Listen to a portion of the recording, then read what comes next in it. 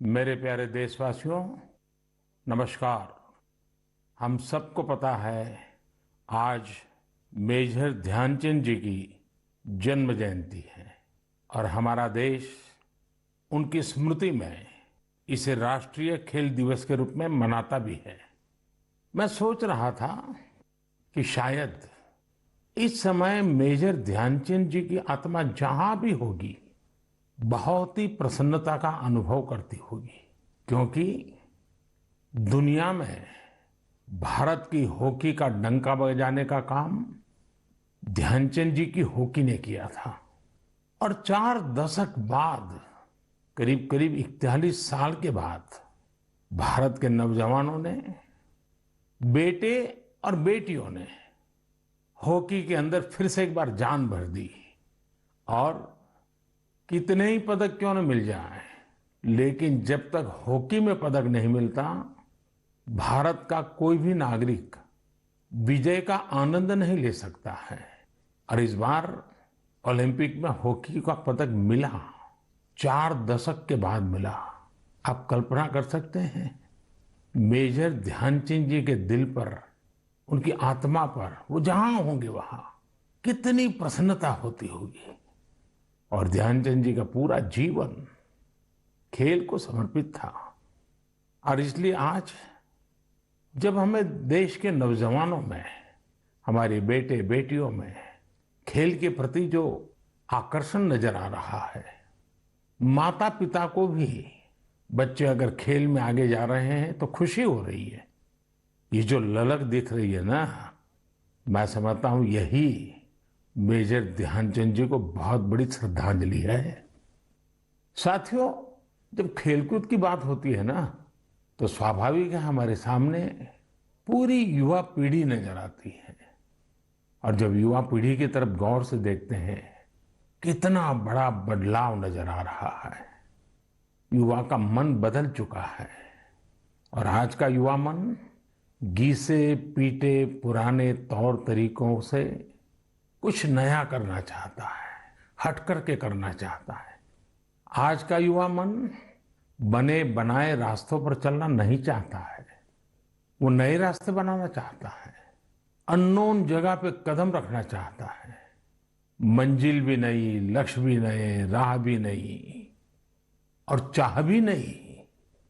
और एक बार मन में ठान लेता है ना युवा, जी जान से जुट जाता है, दिन रात मेहनत कर रहा है। हम देखते हैं अभी कुछ समय पहले ही भारत ने अपने स्पेस सेक्टर को ओपन किया और देखते ही देखते युवा पीढ़ी ने उस मौके को पकड़ लिया और इसका लाभ उठाने के लिए कॉलेजों के स्टूडेंट्स, यूनिवर्सिटी, प्राइवेट सेक्टर में काम करने वाले नौजवान बढ़ चढ़ करके आगे आए हैं। और मुझे पक्का भरोसा है आने वाले दिनों में बहुत बड़ी संख्या ऐसे सैटेलाइट्स की होगी जो हमारे युवाओं ने, हमारे छात्रों ने, हमारे कॉलेज ने, हमारी यूनिवर्सिटी ने, लैब में काम करने वाले स्टूडेंट्स ने काम किया होगा। इसी तरह आज जहां भी देखो, किसी भी परिवार में जाओ, कितना ही संपन्न परिवार हो, पढ़े लिखे परिवार हो, लेकिन अगर परिवार में नौजवान से बात करो तो वो क्या कहता है? वो अपने पारिवारिक जो परंपराओं से हट करके कहता है मैं तो स्टार्टअप करूंगा, स्टार्टअप्स में चला जाऊंगा। यानी रिस्क लेने के लिए उसका मन उछल रहा है। आज छोटे छोटे शहरों में भी स्टार्टअप कल्चर का विस्तार हो रहा है और मैं उसमें उज्जवल भविष्य के संकेत देख रहा हूं। अभी कुछ दिन पहले ही हमारे देश में खिलौनों की चर्चा हो रही थी। देखते ही देखते जब हमारे युवाओं के ध्यान में विषय आया, उन्होंने भी मन में ठान लिया कि दुनिया में भारत के खिलौनों की पहचान कैसे बने, और नए नए प्रयोग कर रहे हैं। और दुनिया में खिलौना का बहुत बड़ा मार्केट है, 6-7 लाख करोड़ का मार्केट है। आज भारत का हिस्सा बहुत कम है, लेकिन खिलौने कैसे बनाना, खिलौना की विविधता क्या हो, खिलौने में टेक्नोलॉजी क्या हो, चाइल्ड साइकोलॉजी के अनुरूप खिलौने कैसे हो, आज हमारे देश का युवा उसकी ओर ध्यान केंद्रित कर रहा है, कुछ कंट्रीब्यूट करने चाहता है। साथियों, एक और बात जो मन को खुशियों से भर भी देती है, और विश्वास को और मजबूत भी करती है। और वो क्या है, कभी आपने मार्क किया है?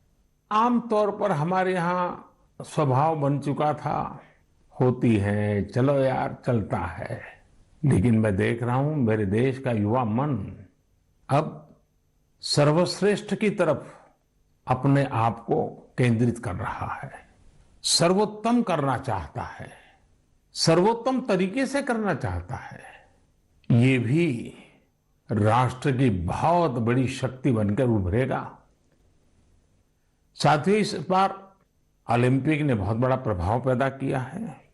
ओलंपिक के खेल पूरे हुए, अभी पैरालंपिक चल रहा है। देश को हमारे इस खेल जगत में जो कुछ भी हुआ, विश्व की तुलना में भले कम होगा, लेकिन विश्वास भरने के लिए तो बहुत कुछ हुआ। आज युवा सिर्फ स्पोर्ट्स की तरफ देख ही रहा, ऐसा नहीं है, लेकिन वह उससे जुड़ी संभावनाओं की भी और देख रहा है। उसके पूरे इकोसिस्टम को बहुत बारीकी से देख रहा है, उसके सामर्थ्य को वो समझ रहा है और किसी न किसी रूप में खुद को जोड़ना भी चाहता है।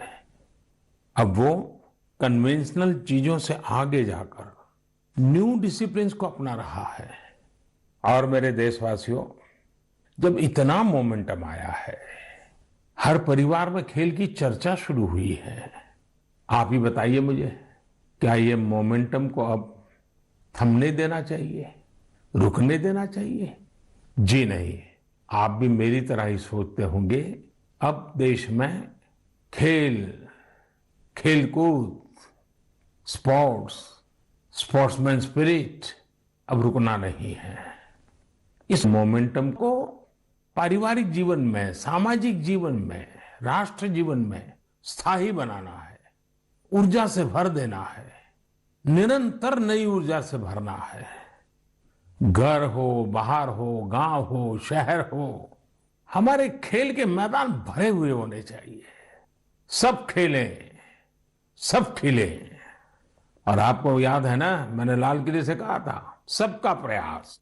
जी हां, सबका प्रयास। सबके प्रयास से ही भारत खेलों में वो ऊंचाई प्राप्त कर सकेगा जिसका वो हकदार है।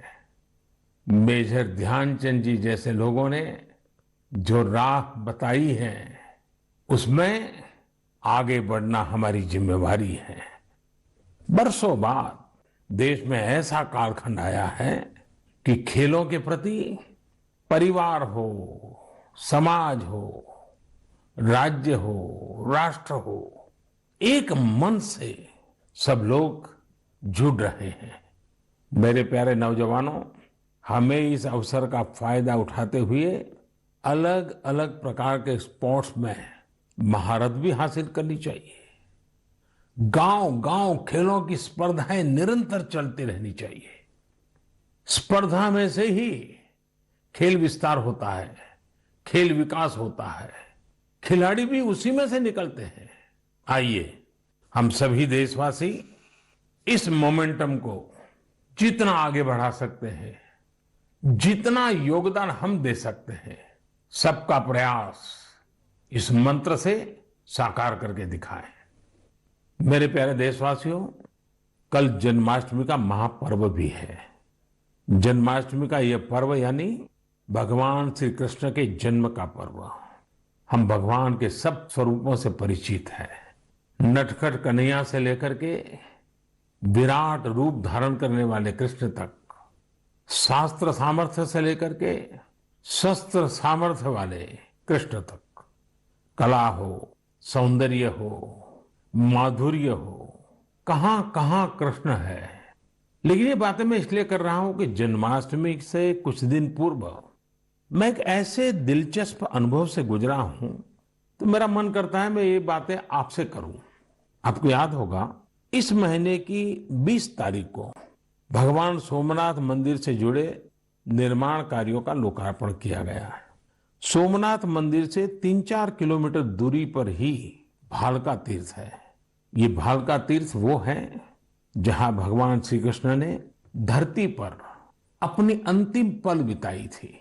एक प्रकार से इस लोक की उनकी लीलाओं का वहां समापन हुआ था। सोमनाथ ट्रस्ट द्वारा उस सारे क्षेत्र में विकास के बहुत सारे काम चल रहे हैं।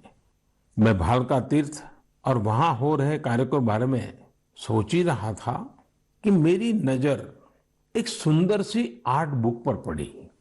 यह किताब मेरे आवास के बाहर कोई मेरे लिए छोड़कर गया था। इसमें भगवान श्री कृष्ण के अनेकों रूप, अनेकों भव्य तस्वीरें थी, बड़ी मोहक तस्वीरें थी और बड़ी मीनिंगफुल तस्वीरें थी। मैंने किताब के पन्ने पलटना शुरू किया तो मेरी जिज्ञासा जरा और बढ़ गई। जब मैंने इस किताब और इन सारे चित्रों को देखा और उस पर मेरे लिए एक संदेश लिखा तो वो जब पढ़ा तो मेरा मन कर गया कि उनसे मैं मिलूं। जो ये किताब मेरे घर के बाहर छोड़ के चले गए हैं, मुझे उनको मिलना चाहिए। तो मेरी ऑफिस ने उनका संपर्क किया, दूसरे ही दिन उनको मिलने के लिए बुलाया और मेरी जिज्ञासा इतनी थी आर्ट बुक को देख करके, श्री कृष्ण के अलग अलग रूपों को देख करके। इसी जिज्ञासा में मेरी मुलाकात हुई जदुरानी दासी जी से।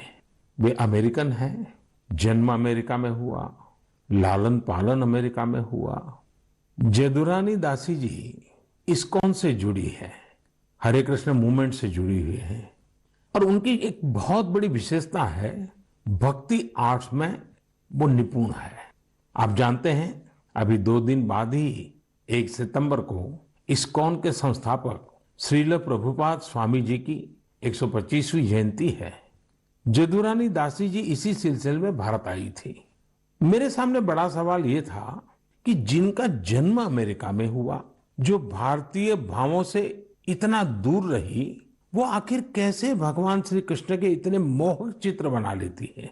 मेरी उनसे लंबी बात हुई थी, लेकिन मैं आपको उसका कुछ हिस्सा सुनाना चाहता हूं। Jadurani ji, Hare Krishna. I have read a little about bhakti art, but tell our listeners more about it. Your passion and interest towards it is great. So, Bhakti art, we have one article in the Bhakti Art Illuminations which explains how this art is not coming from the mind or imagination, but it's from the ancient Vedic scriptures like Brahma Samhita, Venum Karaini Patitam Skalitam Sikanda, from the Goswamis of Vrindavan, from Lord Brahma himself, Ishvara Paramakrishna Sachidananda Vigraha, how he carries a flute, how all of his senses can act for any other sense, and Srimad Bhagavatam, Varaha Bitang Natavaravapum Karnayo Karnikaram, everything. He wears a karnikar flower on his ear. He makes the impressions of his lotus feet all over the land of Vrindavan. The cowherd boys sing of his glories. His flute attracts the hearts and minds of all fortunate beings. So everything is from the ancient Vedic scriptures. And the power of the scriptures, which are coming from transcendental personalities, and the pure devotees who are bringing it, the art has their power, and that's why it's transformational. It's not my power at all. Jadurani ji, I have one different type of question for you. Since 1966, in a way, and from 1976 physically, you have been associated with India for long. Will you please tell me, what does India mean to you?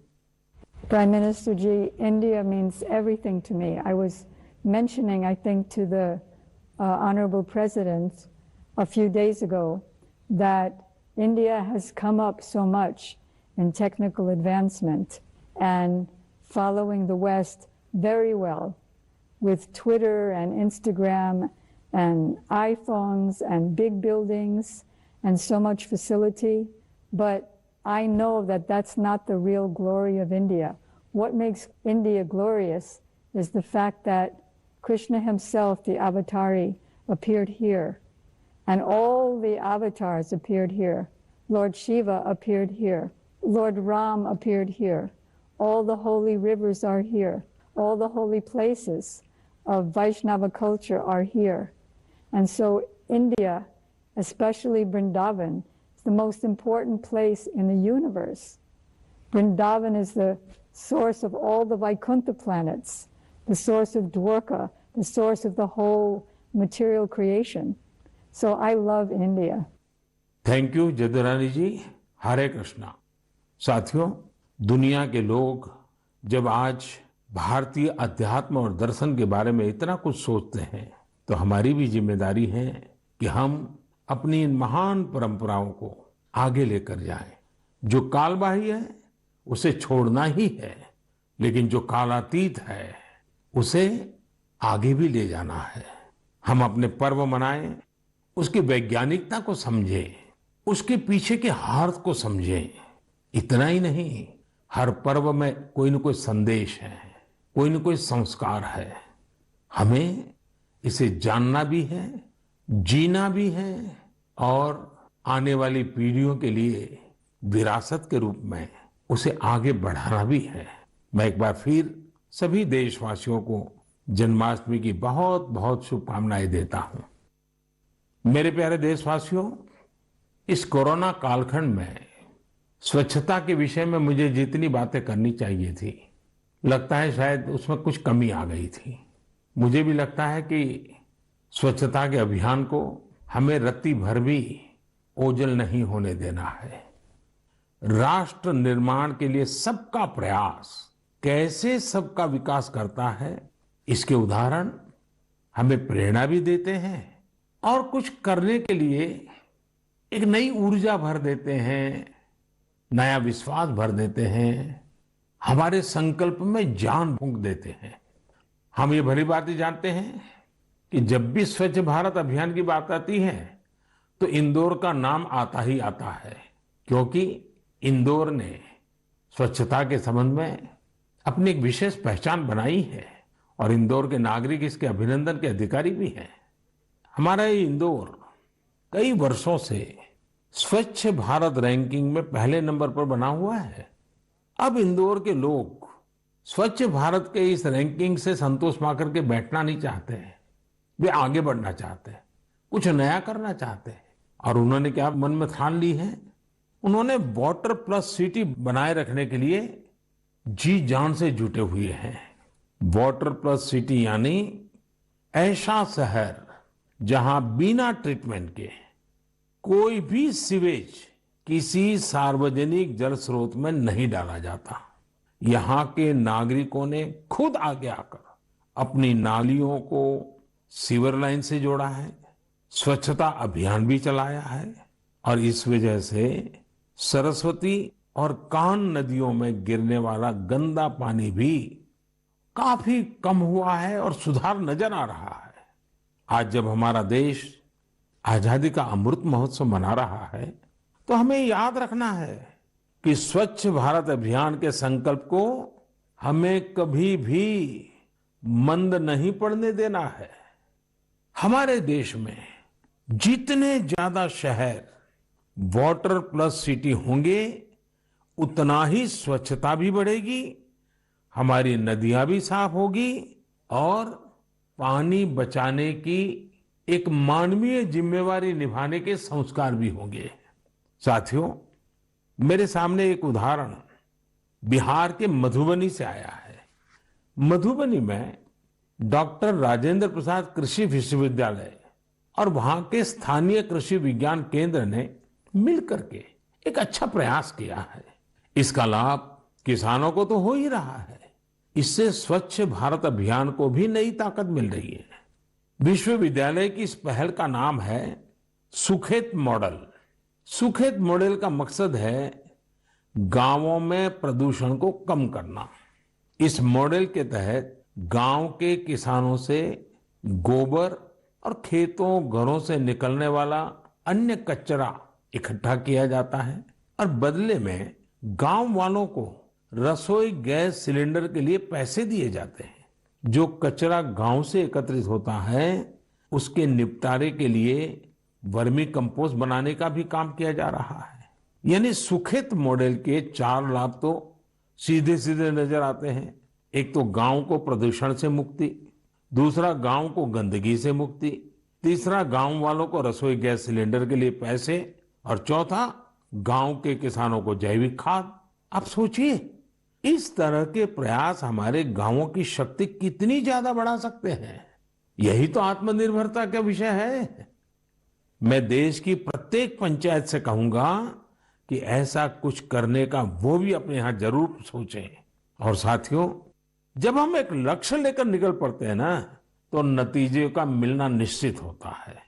आप देखिए ना, हमारे तमिलनाडु में शिवगंगा जिले की कांजीरंगाल पंचायत, देखिए इस छोटी सी पंचायत ने क्या किया। यहां पर आपको वेस्ट से वेल्थ का एक और मॉडल देखने को मिलेगा। यहां ग्राम पंचायत ने स्थानीय लोगों के साथ मिलकर कचरे से बिजली बनाने का एक लोकल प्रोजेक्ट अपने गांव में लगा दिया है। पूरे गांव से कचरा इकट्ठा होता है, उससे बिजली बनती है और बचे हुए प्रोडक्ट्स को कीटनाशक के रूप में बेच भी दिया जाता है। गांव के इस पावर प्लांट की क्षमता प्रतिदिन 2 टन कचरे के निस्तारण की है। इससे बनने वाली बिजली गांव की स्ट्रीट लाइट्स और दूसरी जरूरतों में उपयोग हो रही है। इससे पंचायत का पैसा तो बच ही रहा है, वो पैसा दूसरे विकास के कामों में इस्तेमाल किया जा रहा है। अब मुझे बताइए, तमिलनाडु के शिवगंगा जिले की एक छोटी सी पंचायत हम सभी देशवासियों को कुछ करने की प्रेरणा देती है कि नहीं देती है? कमाल ही किया है ना उन्होंने। मेरे प्यारे देशवासियों, मन की बात अब भारत की सीमाओं तक सीमित नहीं रही है। दुनिया के अलग अलग कोने में भी मन की बात की चर्चा होती है। और विदेशों में रहने वाले हमारे भारतीय समुदाय के लोग हैं, वे भी मुझे बहुत सी नई नई जानकारियां देते रहते हैं। और मुझे भी कभी कभी मन की बात में विदेशों में जो अनोखे कार्यक्रम चलते हैं, उसकी बातें आपके साथ शेयर करना अच्छा लगता है। आज भी मैं आपका कुछ ऐसे लोगों से परिचय कराऊंगा, लेकिन उससे पहले मैं आपको एक ऑडियो सुनाना चाहता हूं। थोड़ा गौर से सुनिएगा। Radio unity 90 FM, radio unity 90 FM। नमो नमः सर्वेभ्यः। मम नाम गंगा।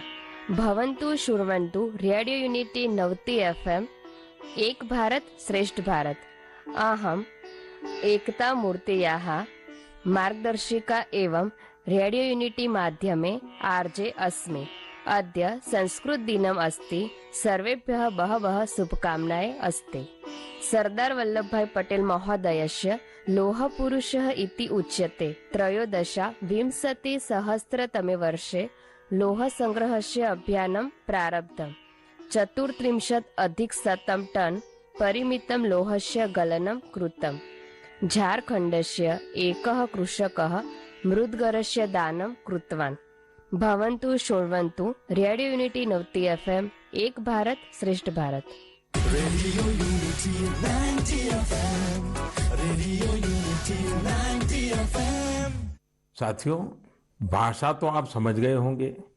ये रेडियो पर संस्कृत में बात की जा रही है और जो बात कर रही हैं वो है आरजे गंगा। आरजे गंगा गुजरात के रेडियो जॉकीज के ग्रुप की एक सदस्य हैं। उनके और भी साथी हैं, जैसे आरजे नीलम, आरजे गुरु और आरजे हेतल। ये सभी लोग मिलकर गुजरात में केवड़िया में इस समय संस्कृत भाषा का मान बढ़ाने में जुटे हुए हैं।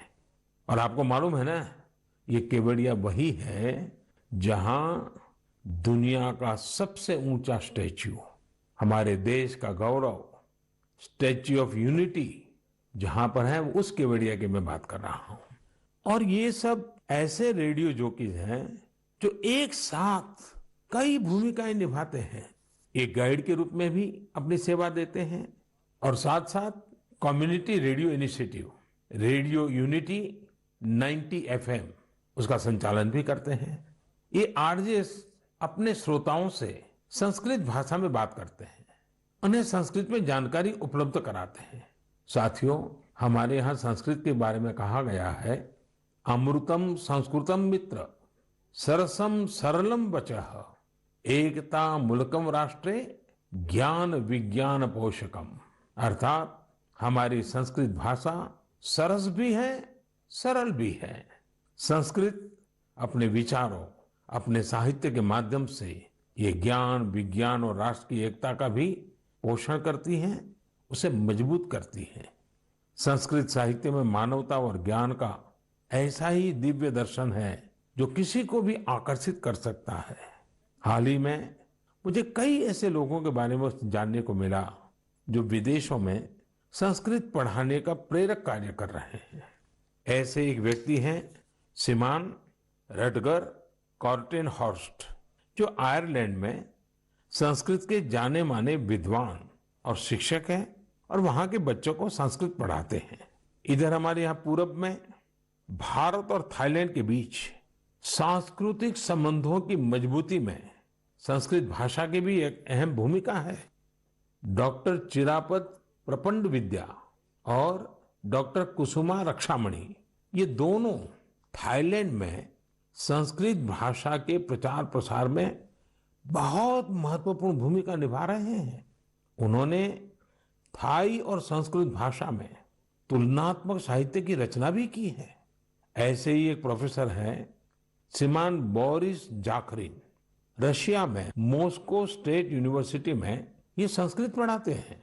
उन्होंने कई शोध पत्र और पुस्तकें प्रकाशित की हैं। उन्होंने कई पुस्तकों का संस्कृत से रूसी भाषा में अनुवाद भी किया है।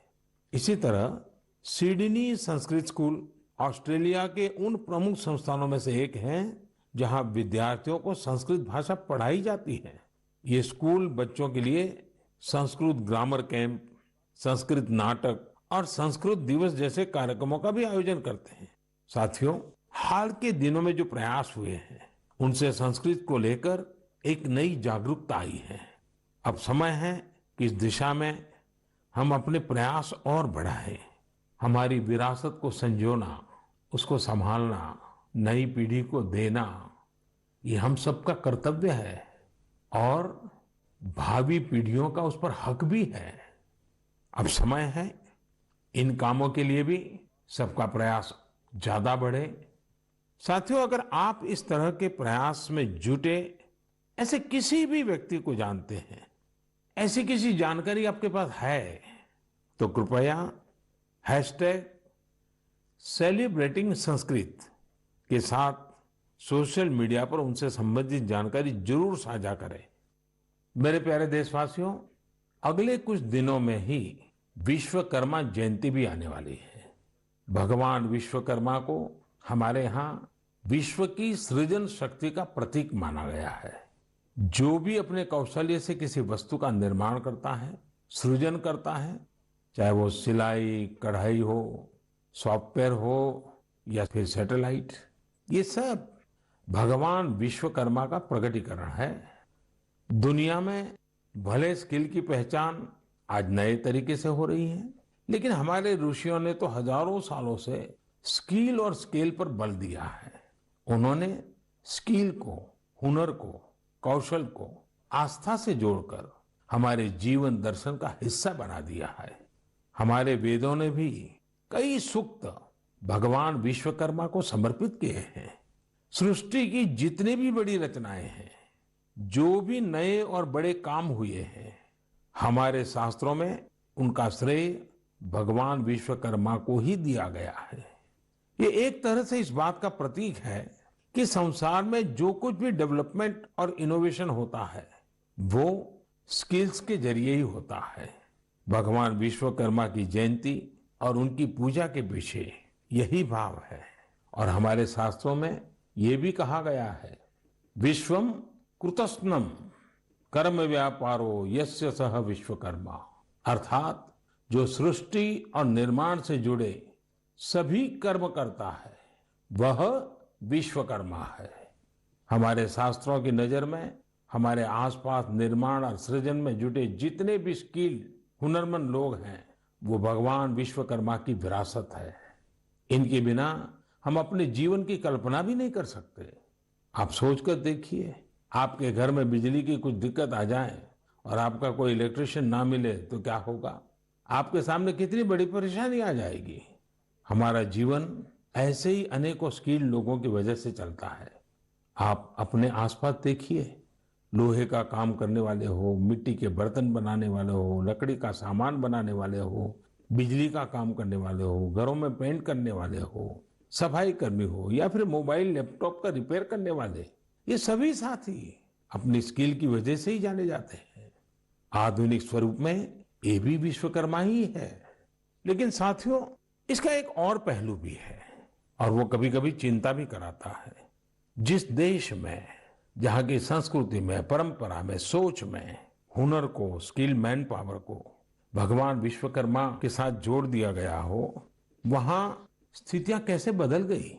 एक समय हमारे पारिवारिक जीवन, सामाजिक जीवन, राष्ट्र जीवन पर कौशल्य का बहुत बड़ा प्रभाव रहता था। लेकिन गुलामी के लंबे कालखंड में हुनर को इस तरह का सम्मान देने वाली भावना धीरे धीरे विस्मृत हो गई। सोच कुछ ऐसी बन गई कि हुनर आधारित कार्यों को छोटा समझा जाने लगा। और अब आज देखिए, पूरी दुनिया सबसे ज्यादा हुनर यानी स्किल पर ही बल दे रही है। भगवान विश्वकर्मा की पूजा भी सिर्फ औपचारिकताओं से पूरी नहीं होगी। हमें हुनर को सम्मान देना होगा। हुनरमंद होने के लिए मेहनत करनी होगी।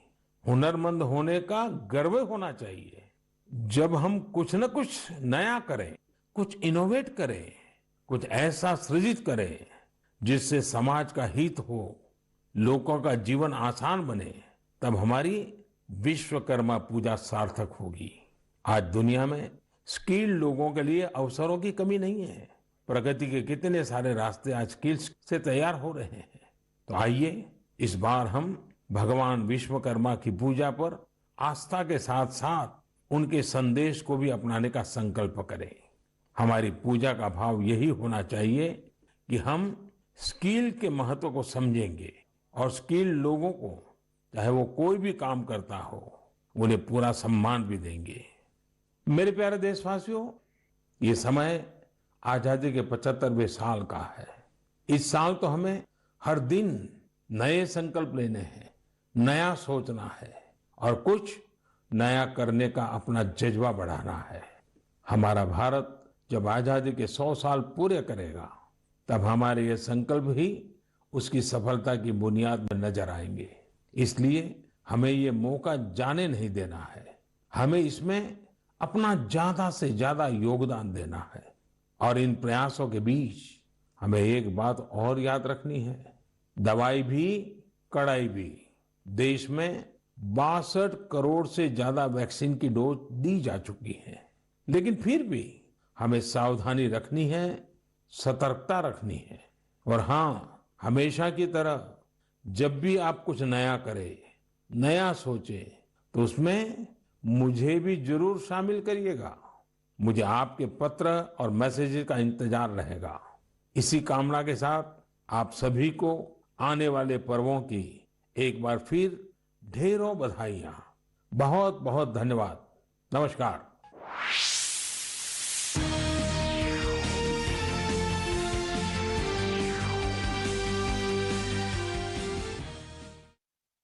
तो प्रधानमंत्री को आपने सुना और अब दूसरा कार्यक्रम भी आपको हम दिखा रहे हैं। आपको जानकारी है कि अयोध्या